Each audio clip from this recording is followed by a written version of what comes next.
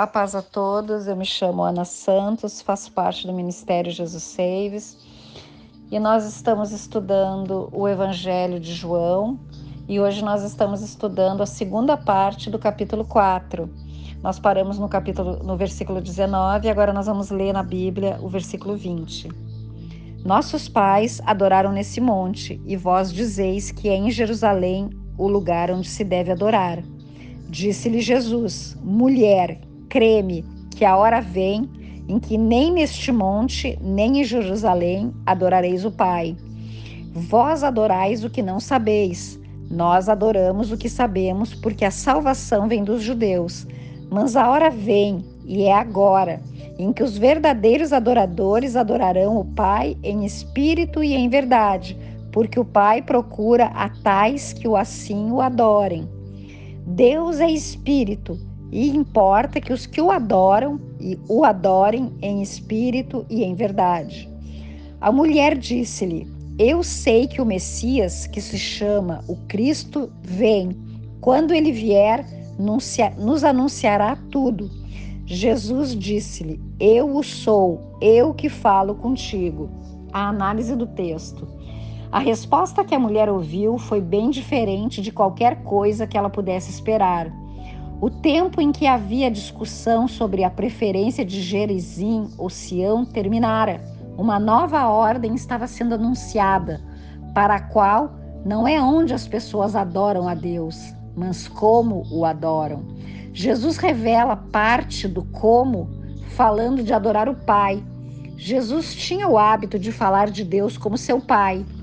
Vimos com que espontaneidade ele se referiu ao templo como a casa de meu pai, lá no capítulo 2, versículo 16, e se dirigia a ele como pai. Com isso, Jesus quebra a barreira religiosa, deixando bem claro que não é o lugar físico que realmente importa, mas sim o estado espiritual com que adoramos. Devemos adorar a Deus em espírito, de maneira espiritual e em verdade, sem máscaras. A mulher samaritana, ela entendeu que se tratava de uma revelação que somente o verdadeiro Messias faria. E quando Jesus disse: sou eu quem falo contigo, foi como uma bomba sobre aquela mulher. Ela simplesmente foi impactada e transformada por aquele encontro. Agora nós vamos ler o versículo 27. E nisso vieram os seus discípulos e maravilharam-se de que estivesse falando com uma mulher. Todavia nenhum lhe disse: que perguntas ou por que falas com ela? Deixou, pois, a mulher o seu cântaro e foi à cidade, e disse àqueles homens: vinde e vede. Um homem que me disse tudo quanto tenho feito, porventura não é ele o Cristo? Saíram, pois, da cidade e foram ter com ele. Analisando o texto, após ter conversado com a samaritana, os discípulos chegaram e se admiraram pelo mestre estar conversando com uma mulher. Porém, Jesus não precisa responder sobre os propósitos que tem em particular com cada um. Mesmo que explicasse, os discípulos não entenderiam. Por isso, tem coisas que Deus faz de maneira particular, sem dar nenhuma explicação a ninguém. O mais importante deste evento foi que, após esse encontro tremendo com Jesus, a mulher samaritana não era mais a mesma. Rapidamente saiu dali anunciando a presença do Mestre. Foi a primeira missionária em Samaria, pois lemos no versículo 29 que muitos vieram ter com Jesus através do testemunho dela. Esse é o poder do milagre da transformação. Essa, sem dúvidas, é a melhor pregação que temos. O que o Jesus fez em nós. Lembre que Jesus só fará através de nós se antes já tiver feito em nós. Agora, voltando para a Bíblia, no versículo 31. E, entretanto, os seus discípulos lhe rogaram, dizendo: Rabi, come. Ele, porém, lhes disse: uma comida tenho para comer, que vós não conheceis. Então, os discípulos diziam uns aos outros: Trouxe-lhe porventura alguém algo de comer? Jesus disse-lhes: a minha comida é fazer a vontade daquele que me enviou e realizar a sua obra. Não dizeis vós que ainda há 4 meses até que venha a ceifa? Eis que eu vos digo: levantai os vossos olhos e vede as terras, que já estão brancas para a ceifa. E o que ceifa recebe galardão, e ajunta fruto para a vida eterna, para que assim o que semeia como o que ceifa, ambos se regozijem. Porque nisto é verdadeiro ditado, que um é o que semeia e o outro é o que ceifa. Eu vos enviei a ceifar onde vós não plantastes, onde outros trabalharam, e vós entraste no seu trabalho. E muitos dos samaritanos daquela cidade creram nele, pela palavra da mulher que testificou: disse-me tudo quanto tenho feito. Indo, pois, ter com ele os samaritanos, rogaram-lhe que ficasse com eles, e ficou ali 2 dias. E muitos mais creram nele por causa da sua palavra. E diziam à mulher: já não é pelo que tu disse que nós cremos, porque nós mesmos o temos ouvido, e sabemos que este é o verdadeiro Cristo, o Salvador do mundo. Análise do texto. Podemos perceber uma outra preocupação de Jesus ali em Samaria: as almas que deveriam ser alcançadas e salvas. O nosso mestre não perdia tempo, pois sabia que muitas pessoas deveriam ser alcançadas pelo Evangelho. O fato de os samaritanos convidarem um mestre judeu a ficar com eles, sem medo de uma recusa, mostra como ele tinha ganho completamente a sua confiança. A colheita não se limitou aos que foram vê-lo no poço. Outras pessoas na cidade creram nele. Durante o pouco tempo que passou com eles, seria interessante saber se esta foi a mesma cidade de Samaria evangelizada por Filipe alguns anos mais tarde. Se foi, os eventos que ocorreram nessa época podem explicar a pronta aceitação que grandes multidões evidenciaram a Filipe, enquanto ele anunciava-lhe a Cristo. Isso pode ser mais um cumprimento do princípio do versículo 38. Outros tinham trabalhado e Filipe edificou sobre as suas bases. Se não fosse o testemunho da mulher, seus concidadãos jamais teriam conhecido Jesus. Mas eles não podiam se basear somente no testemunho dela, precisavam conhecê-lo pessoalmente.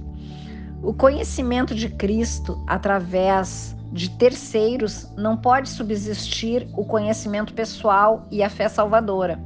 Agora eles podiam provar pessoalmente que tudo o que ela dissera era verdade.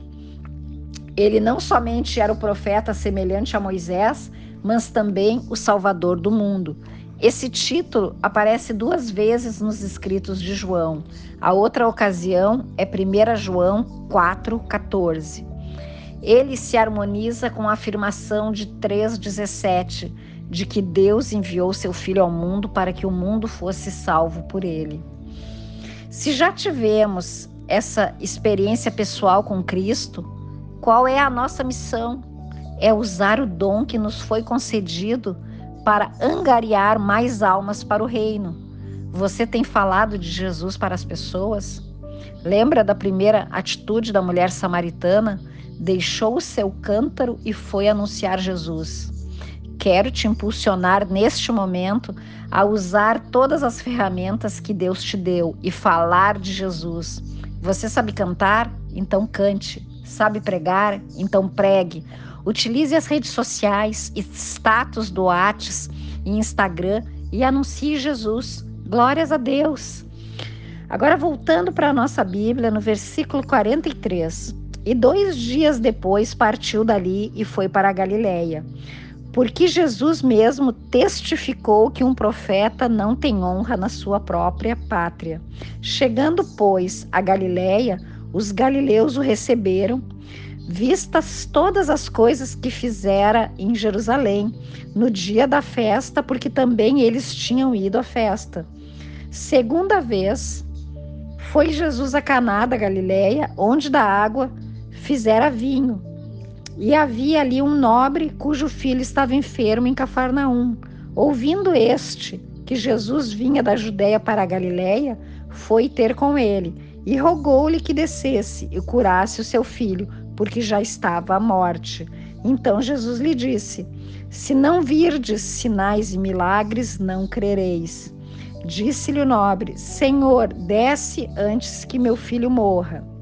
Disse-lhe Jesus: vai, o teu filho vive. E o homem creu na palavra de Jesus e lhe disse, e partiu. E descendo ele logo, saíram-lhe ao encontro os seus servos e lhes anunciaram, dizendo: o teu filho vive. Perguntou-lhes, pois, a que hora se achara melhor? E disseram-lhe: ontem às 7 horas a febre o deixou. Entendeu, pois, o pai que era aquela hora a mesma em que Jesus lhe disse: o teu filho vive, e creu ele e toda a sua casa. Jesus fez este segundo milagre quando ia da Judeia para a Galileia. Análise desse pedaço do texto. Após isso, Jesus terminou sua viagem da Judeia para a Galileia. E embora muitas vezes sendo rejeitado na Judeia, por outro lado, a Galileia dava-lhe as boas-vindas. Sua fama tinha chegado ao território do norte. Antes dele mesmo, novamente Jesus estava em Caná da Galileia, onde antes havia operado o milagre da transformação de água em vinho. E surge na história mais uma pessoa que precisava ter com Jesus. Este homem, ele não era uma pessoa comum. Nós podemos entender que o mesmo fazia parte da corte de Herodes Antipas, tetrarca da Galileia. E ele tinha um cargo de destaque. E o seu filho estava à beira da morte, mas não estava ali, mas sim em Cafarnaum. Jesus testa a fé do homem quando diz: se não virdes sinais e milagres, não crereis. Ainda o oficial do rei reforça com a apelativa: Senhor, desce depressa porque ele vai morrer. Temos aqui agora uma situação delicada, pois um ato de fé já foi demonstrado, pois o pai do menino recorreu a Jesus. Porém, sua fé foi colocada à prova quando Jesus disse que ele tinha que ver para crer. Abrimos agora aqui um pensamento. Será que a nossa geração passaria nesse teste? Nunca se viu pessoas que buscam profetas e confirmações de todos os lados. Muitos chegam ao absurdo de pedir a reconfirmação e mais reconfirmações para crerem. Será que não seria suficiente acreditar na palavra de Deus? Quantas vezes Deus precisa falar para você acreditar? O oficial, o pai do menino, ouviu a simples frase: vai, o teu filho vive. E o homem creu na palavra de Jesus e partiu. Isso é João 4:50, versículo 50. Bom, o pai do menino, ele se contentou com apenas as palavras: vai, foi uma ordem. O teu filho vive, uma promessa. Ele poderia pedir algum sinal ou alguma outra coisa de Jesus, mas demonstrou a fé genuína, que está em fazer, agir e não apenas dizer, pois o relato bíblico diz que ele creu e foi para casa. O fato dele ir para casa é uma ação da fé, pois Jesus não foi até lá fisicamente, mas ele cria que o poder de Jesus não estava limitado à física, tempo e distância. Quando o homem estava chegando em casa, os seus servos lhe trouxeram a notícia: teu filho vive. Verdadeiramente, a fé rompe barreiras e faz o extraordinário acontecer. Quantas lições nós podemos extrair desta passagem? Quantas vezes nós dizemos que cremos, mas não demonstramos fé?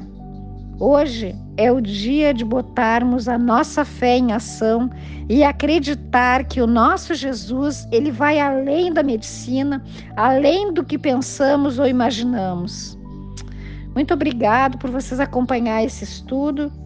Peço que Deus acrescente em vocês fé e que alcance toda a família de vocês. Que Deus abençoe. Amém.